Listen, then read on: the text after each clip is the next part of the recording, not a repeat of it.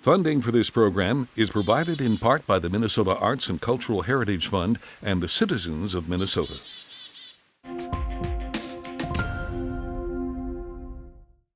Our Town, the show about Rochester, learns about the North Broadway Park and Ride project. And we hear about a food truck that has just found a permanent home for their acai bowls. All that and so much more coming up next on Our Town, the show about Rochester.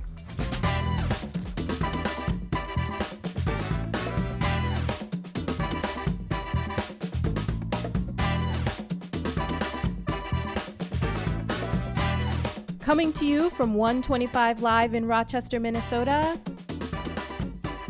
Our Town.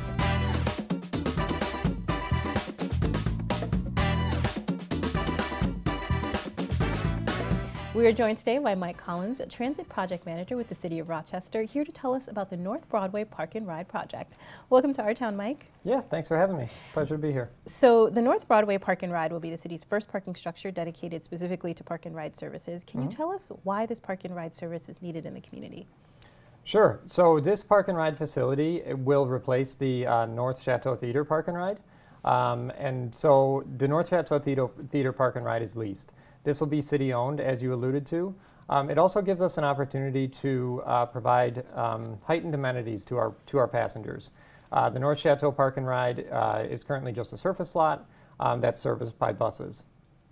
The new park and ride will have upgraded amenities. There's going to be security cameras. There's going to be heated shelters, on-time signage, so you'll know when your bus is coming. And of course, it's going to be a garage instead of a surface parking lot. So then your car can be protected from the elements during snowy days and things like that. In addition, its proximity to the rec center and 125 Live will provide a valuable resource for both of these businesses, while also allowing us to use it as a park and ride during the day. You've walked us a little bit through some of those amenities. Can you give us more of a specific look around what it'll look like? Like how many vehicles will accommodate? Will there be space dedicated for commuters with bikes and other vehicles? We are expecting it to be a 203 stall parking structure. And it will have a bike room. It'll also have driver bathrooms for our drivers, which is very important. There's going to be other sort of amenities that we're going to hook up for the future. So we're getting ready for the future. Part of that is we're going to have an electrical hookup for future charging infrastructure if it's needed in the future. There will be 8 EV parking spots as well in the structure for those who drive electric vehicles. How many buses are going to be serving that site? So right now it's going to be served by the 150X, which again is the current bus route that services the North Chateau Theater, the park and ride. But it's also going to be served by the 101 and 102. So the number of buses, not really entirely sure on a daily basis, but it will be served by 3 routes, one of which will be a direct route downtown, and that's the 150X. Do you have some estimates as to how many commuters will be using this on a daily basis? Sure. So during peak times, our North Chateau Theater Park and Ride usually has between 80 to 100 riders. And so we would expect with this proximity to downtown and a little bit closer, a little upgraded amenities, we can expect a little bit more than that. So we're expecting probably just above 100 at least to start, but hopefully it grows over time. What areas are going to be impacted by the construction, and are there going to be any permanent changes that people can expect to the streets surrounding this area? Sure. So the areas going to be affected by the construction are primarily the entrance to 125 Live coming from Broadway, as well as the entrance to the rec center coming from Broadway. So that is the kind of the area of impact. There will be some effects on, such as the retaining wall for the neighbors at Rochester City Lines. But I think the biggest permanent altercation will occur for the access off 19th Street. Okay. So the intersection across Broadway from 125 Live or from the rec center right now, in our proposal, that will be closed off. So that'll be a dead end. It'll be kind of a dead end by just closed off with Boulevard. And the reason for that is because with the increased traffic we're expecting in and out of this site as a result of the park and ride, during our traffic study, it was identified that if those intersections didn't line up, it could cause a traffic hazard with cars going both directions. So the recommendation was to close off that entrance to 19th Street from Broadway. How will the project be funded, and how much will it cost to build and operate the park and ride facility after it's built? This project is funded from a variety of sources. We've received over $7.5 million grant from the FTA, the Federal Transit Administration. That is a bus and bus facilities grant. We've also secured state bonding, and there's some 2013 tax levy that's also going into the budget. The total project budget we're estimating to be just over $12 million. I'm assuming there's sort of the timelines before the project, but now that you're sort of here today, what does the timeline look like moving forward? Sure. So we've just wrapped up our schematic design phase, which is really just we're visioning, kind of painting our vision for the structure. So we've just completed that. We're currently going through the environmental requirements, so we have to go through, this is federally funded, so we do have to go through the NEPA process and then the SHPO process, which SHPO is historical preservation and NEPA is some environmental documentation that's required. That's where we are right now. Once that's completed, we're going to actually start composing the construction plans, which we hope to have completed by the fall. And at that time, we would go out for bid and actually start the work. Are there other things that you'd like people to know about the Park and Ride facility and what to expect? So we do expect this to, once we start construction, we expect it to last for a little over a year. So a year to 18 months is kind of the timeline once we get started. And so what to expect during that period, obviously there's going to be some changes to the entrance to 125 Live and the Rec Center. There's also going to be those altercations on Broadway Avenue that I alluded to in regards to the entrance on 19th Street. So that'll cause some traffic congestion around that particular area. But really what folks can expect is they can start to see this project come to life. And so, it'll start to look like a parking garage, but also we've kind of incorporated a few very unique ideas. So safety is of paramount importance. And so we've incorporated a C and B scene kind of design for this. So you're going to see a lot of glass. You're also going to see a lot of security cameras and things of that nature. So we really want people to feel safe when they're using this parking garage. But then other things like the exterior of the building is going to replicate kind of the exterior of the rec center. So we want it to blend in with kind of the surrounding area. And we think we've done that. We think we found a nice design for this facility. And we're excited for the public to see it. As we mentioned at the top of this, it's the first of its kind. What is the sort of thinking about it being a model for future facilities of this kind in other parts of the community? And is there a need for that? There might be. A lot of these things are always contingent upon funding. So this is the first park and ride structure that we're building and that the city will own. But it is the second park and ride that the city owns. We just completed 75th Street Park and Ride. And we began servicing that this summer. And so, I think it's part of a kind of a broader way that the city's meeting the needs of commuters. And just as in 75th Street, we have heated shelters and we have a comfortable place for people to wait for their bus. This will be the same. This will actually be slightly elevated than that because we'll have ETA signage here as well. And then, of course, its proximity to downtown, its proximity to 125 Live, the Rec Center, other shops and businesses off Broadway makes this a very attractive location. I'm sure this is one of the many projects that you're working on. Can you tell us just a little bit about your role in the city? Sure. So I'm the transit project manager with Rochester Public Transit. And so what that means in kind of a broad sense is many transit-related projects would come through me. I'm also very heavily involved in operations. And let me just specify, when I say transit-related project, the Link project has its own project team, so that's a little bit separate. Sure. Even though it's about transit. Exactly, yep. And so I'm also heavily involved in operations. So I kind of work very closely with our planner and our mobility coordinator, and then they provide planning services for our fixed route service and then our paratransit service. So I would coordinate with our contracted operators a lot on operational issues. We recently made a technology update to our fleet. So riders might remember a few months ago, we rolled out the transit app. And so that kind of looks like a small project on the surface, but behind the scenes, we had to upgrade all of our bus equipment. We had to upgrade all of our software that our staff are used to using on a day-to-day basis. That's how we collect all of our data. So it's things like that. We're making these small incremental improvements to our transit center, but over time, people are really going to notice a big difference, and they're going to notice that the reliability of their buses and the reliability in sort of what they expect from our system will be improved. Excellent.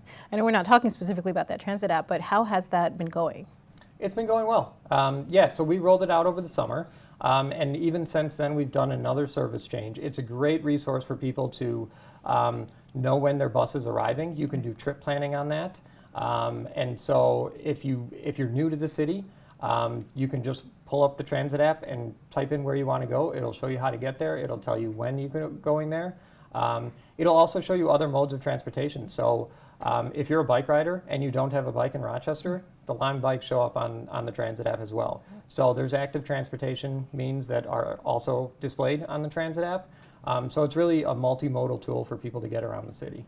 As you see the community and the city grow, are there kind of, you talked a little bit about how the new park and ride is going to have some amenities there that are kind of future facing in that, if there's more of a need for electric vehicles and things like that, it'll sort of have that integrated in there already. Are there other things you're sort of thinking about in that kind of future facing, approach? We're always thinking of future facing things. Anything specific? At the moment, we have a pretty big project on our plate with Link Bus Rapid Transit. So we do have a lot of there's a lot of planning going into that. So we're getting 12 electric vehicles with Bus Rapid Transit. They're due to arrive towards the end of this year. We have to do some testing and commissioning with those, but those platforms are also going to be elevated. They're going to be ETA signage. There's going to be cameras. There's going to be all these systems. So really, we just have to make sure at this particular stage that what we're getting works, and it works well, and it's reliable for our customers. And I think we're starting to see that. And certainly as BRT comes online, you'll start to see that with that mode of transportation as well. How can community members stay up to date with what's going on sort of in your world and specifically with this park and ride and beyond? Yeah, so one of the great resources that the city has is we have a project portal. So if you type in to Google City of Rochester MN projects, it should pop up, and you can scroll through the variety of projects that the city has. There's a lot of street reconstruction projects. There's a lot of park and ride, this park and ride facility, but there's other things like our bus stop improvement project, which is another one of the projects that I'm working on. If you're interested in any of those, that projects page will have a link to each project, and when you click on those links, it will provide you the timeline, questions, resources, a contact person within the city if you have any questions. So really for this project and any others on the city, I would definitely encourage folks to visit that project website page. And that'll get you all the information you need. Excellent. Well, I'm going to throw you a bonus question since we have a little bit of time. You mentioned this bus stop improvement project. What is that? Sure. So we're improving over 100 bus stops throughout the city. This is the main goal of that project is really to make our transit system more accessible. So what we've discovered is we have a lot of bus stops in boulevards and grassy boulevards. That's difficult for folks with mobility needs to get on and off the bus. And so the objective of this project is to identify our highest ridership stops and make them accessible. We're also improving over 26, I believe, shelter sites. So if you're driving around Rochester, you might notice a couple of our shelters are a little outdated. These will be updated. They'll be nice shelters, and then the concrete around there will be fixed. Again, making this an accessible system for our entire city. Excellent. Well, thank you so much for joining us today, Mike. Thanks for all you do, and we hope to stay up to date with all that's going on with this new park and ride. Great. Thanks for having me.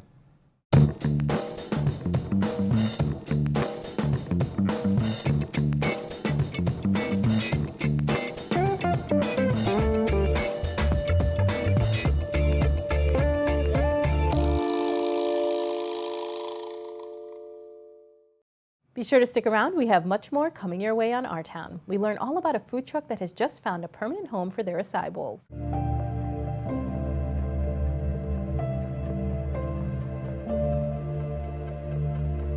On a trip to Arizona, and Nancy and I were in Sedona looking for something to eat for breakfast, and we saw this place that was an acai place. And so we went to it because we had never had it before, and her son had raved about it when he was in Florida, so we thought we'd try it. And we went there and each of us had a bowl and liked it, went back the next day. Then we were in Phoenix the day after that and the same place was there. So we went there the next 2 days after that as well. So, and on like the third or the fourth day that we were in eating, I looked at Nancy and said, this would be something that Rochester should have. Well, I've had a couple of businesses of my own in the past as a physical therapist, and so this isn't the first business that I've started, but we just wanted something completely different than what we're currently doing as a teacher and a physical therapist. I still practice physical therapy, but we wanted something kind of fun and less stressful, and this just kind of popped up, and it sounded interesting, so here we are. We went the food truck route to start with, just because we couldn't find a place that was to rent that was suitable for us as far as size and the cost of it. And so we went and found a truck and converted it and started as a food truck in June of 2023. Last August, I was looking on Facebook and saw that this place had come up available, and it was approximately the right size. It had some of the things we already needed to open, so we decided to look into it more, and we signed the lease papers in August for it.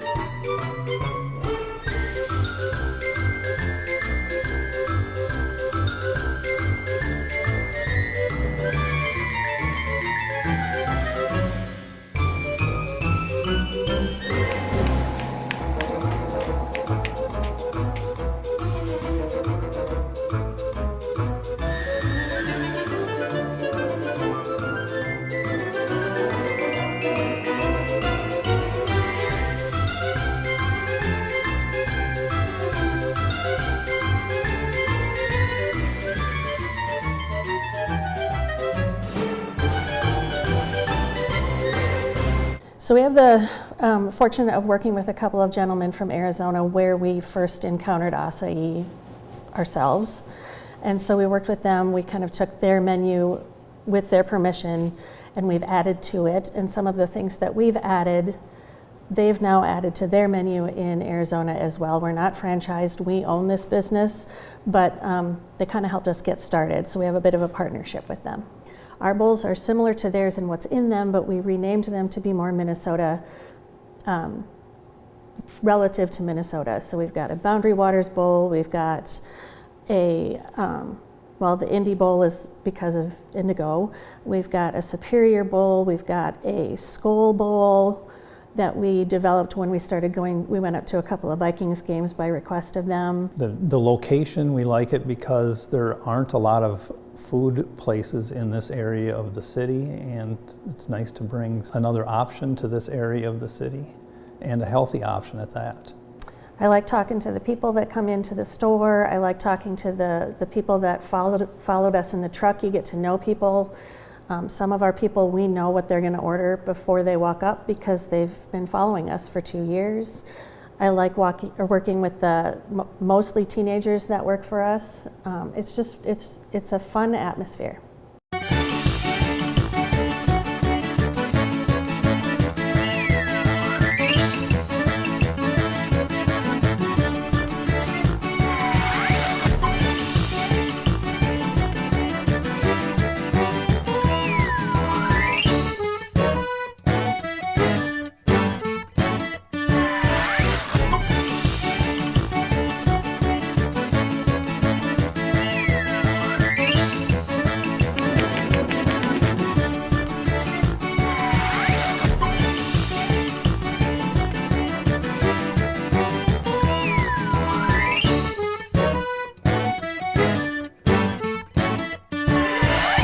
Does the llama have any significance? For more information about this story and other Our Town features, connect with us on Facebook, Twitter at KSMQ #OurTown, or ksmq.org/OurTown.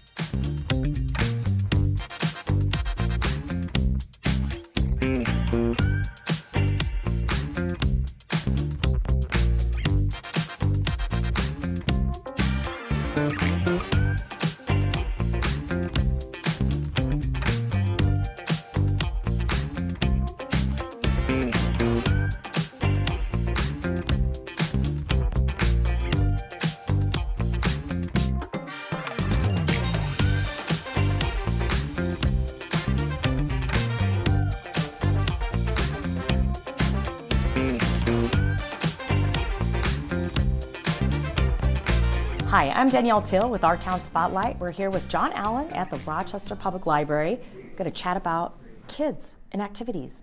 Thanks so much, John. What do you do at the Rochester Public Library? So I'm a youth services librarian, and so we work with kids from 0 to 18 basically. So all ages, and I do programming and some collection development. And then we have special programs. We have special performers, things like musicians or magicians, or even animal. People bring in animals from different, like Rad Zoo or the Eagle Center. Okay. So yeah, there's a bookmobile that kind of looks like our bookmobile that they can, use imaginative play and interact with other children. And there's a post office that they can deliver these letters to, that they have to have these like literacy skills to use their imaginations with. What I like to see is just the kids that don't even know each other kind of working together and building together. Yeah. They really love it, and my kid really loved the post office. I mean, she took it seriously. She was like the post person, and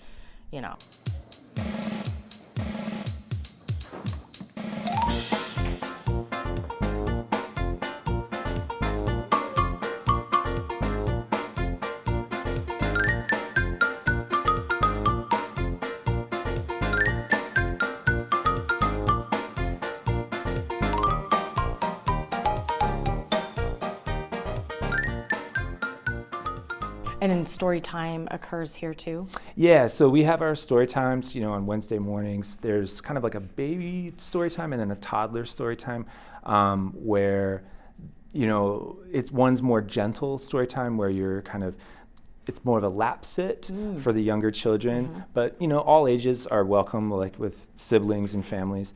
And then the toddler one is a little bit more active. And expressive. I've been to those with my daughter, and we had so much fun. In fact, Llama Llama Red Pajama, I read it the way that I saw it at story time, because I was like, oh my goodness, totally engaging and interactive. And okay, the final question is, what is your favorite kid book?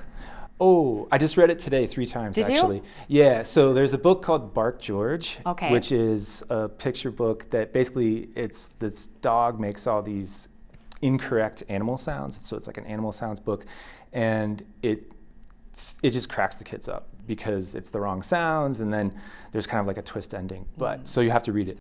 Meow. No, George. I'm here with Kim Edson, and what is your role at the Rochester Library?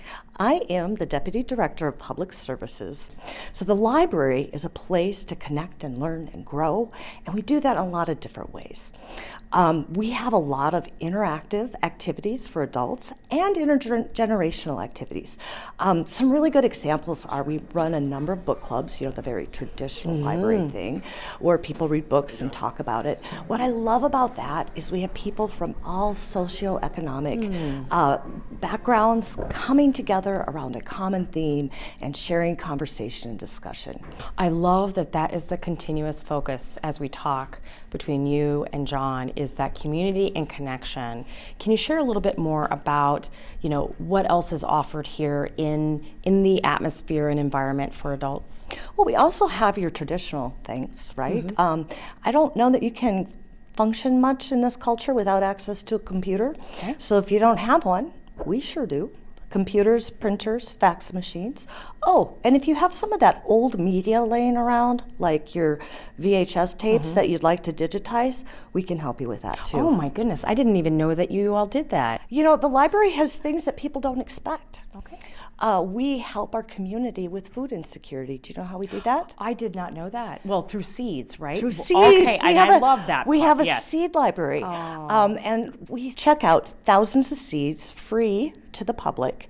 We ask people plant them, and we also provide related programming to help them give back their seeds when they're done with their harvest so that the next generation can enjoy them as well. Anything else you'd like to share? Well, we're not just a building, right?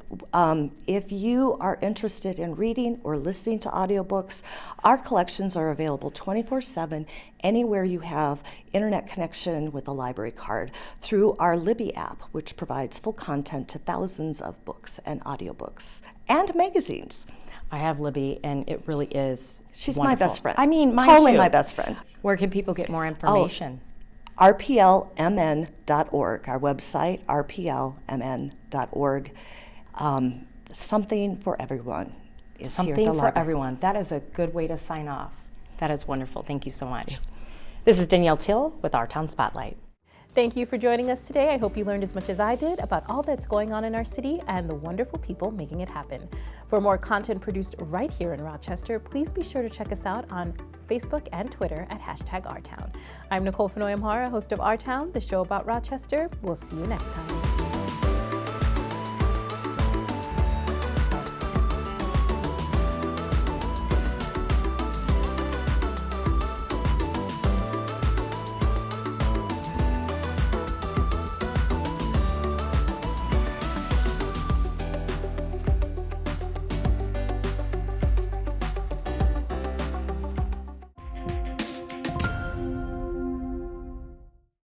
Funding for this program is provided in part by the Minnesota Arts and Cultural Heritage Fund and the citizens of Minnesota.